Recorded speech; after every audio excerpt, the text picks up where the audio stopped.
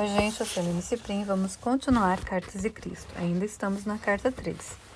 Lendo sobre o que Jesus fez no templo, sobre a figueira, né? Falamos de tudo que ele nos ensinou. E agora vamos continuar a carta de ontem, que ele falou assim, que os sacerdotes passaram a eles a sua própria raiva ultrajada e convenceram-nos de que meus pecados também os contaminaria, se continuassem a dar ouvido às minhas loucuras. Ele estava falando das pessoas que estavam ouvindo, né? Que teve toda aquela bagunça no templo. Aos poucos, as pessoas se convenceram de que eu era uma má influência e que deveriam afastar-me do caminho antes que eu pudesse transtornar a paz do país e atrair a ira do governador romano sobre toda a Palestina. Meus discípulos, envergonhados pelo que eu tinha feito, sigilosamente deixaram o lugar e esconderam-se entre as ruelas a alguma distância do templo. Quando mais tarde regressaram para onde eu estava, demonstraram claramente que estavam profundamente incomodados com meus atos. Perguntavam-me se eu tinha perdido o juízo, ou se tinha ficado louco profetizando minha morte e depois fazendo aquelas coisas que provavelmente a provocariam.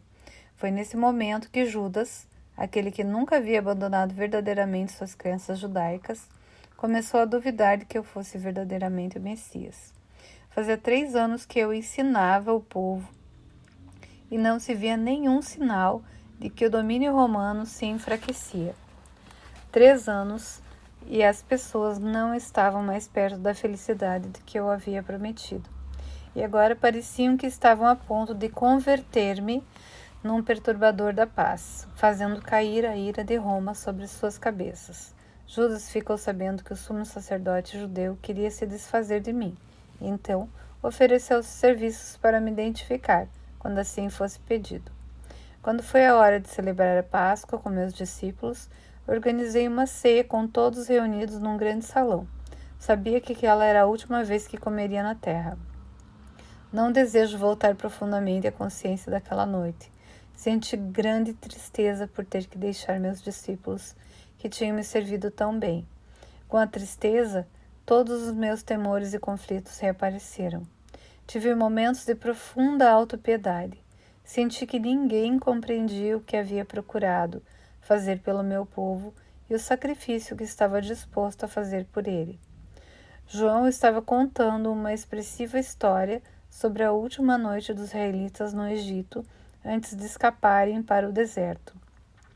Falava das instruções de Moisés ao chefe de cada família para que matassem um cordeiro sem mancha, que o cozinhassem de certa maneira e pintassem com aquele sangue as portas das moradias israelitas, porque naquela mesma noite viriam os anjos para matar todos os filhos primogênitos dos egípcios e seu gado.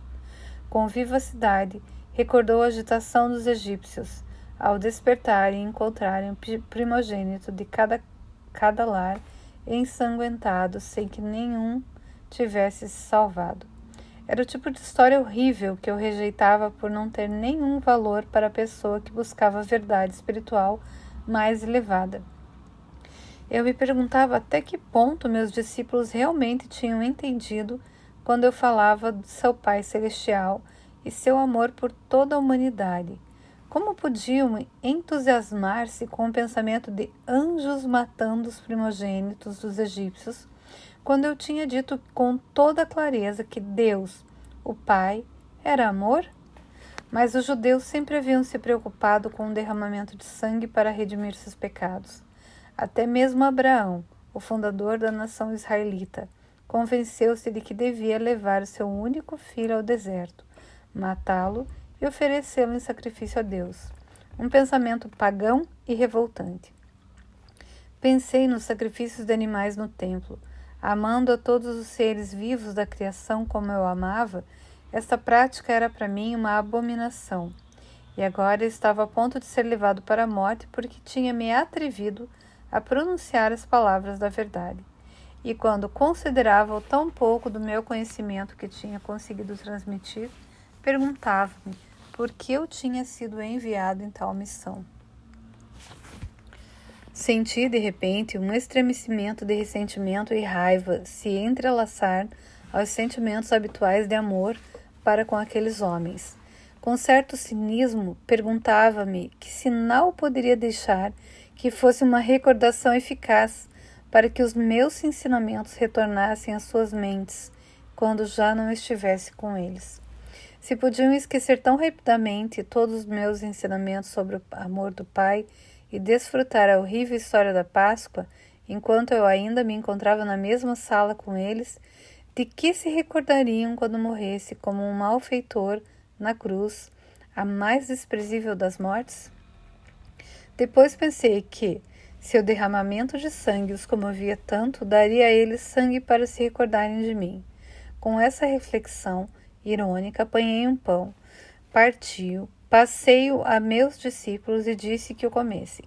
Comparei o pão partido com o futuro do meu corpo partido e pedi que repetissem o partir do pão e o distribuir em lembrança do sacrifício do meu corpo para trazer a verdade sobre Deus e a verdade sobre a vida, a verdade sobre o amor. Percebendo que eu estava com um humor estranho, pararam de comer, escutaram, pegaram o pão e comeram em silêncio. A seguir, tomei minha taça de vinho e a entreguei, dizendo que cada um devia beber dela, posto que era o símbolo do meu sangue que logo seria derramado, porque tinha me atrevido a trazer a verdade da existência. Vi que meu tom de voz tinha tocado alguns deles.